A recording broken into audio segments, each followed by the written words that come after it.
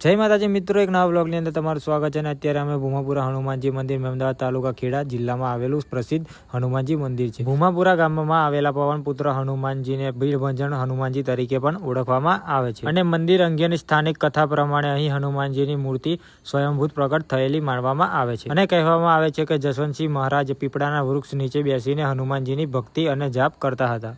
લોકમાન્યતા પ્રમાણે એક દિવસ હનુમાનજી તેમને સ્વપ્નમાં દર્શન આપીને પીપળાના વૃક્ષ નીચે પોતાની હાજરી વિશે જણાવ્યું. ત્યારબાદ ત્યાં હનુમાનજીની મૂર્તિ મળી આવી અને તે સ્થળે મંદિરની સ્થાપના કરવામાં આવી.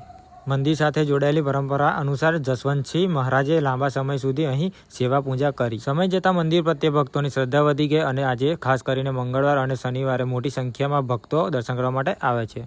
મંદિર પરિસરમાં હનુમાનજી ઉપરાંત શિવલિંગ, શ્રી રામ, સીતા, લક્ષ્મણ, માતાજી અને શનિદેવ સહિત અન્ય ધાર્મિક સ્થાપનાઓ પણ હોવાનું જણાવવામાં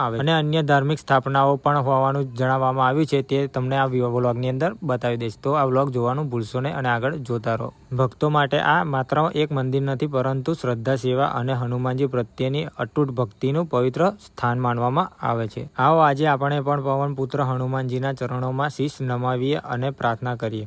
હે બજરંગબલી, સૌના જીવનમાં સુખ, શાંતિ અને શક્તિ આપજો. જય શ્રી રામ, જય હનુમાન દાદા.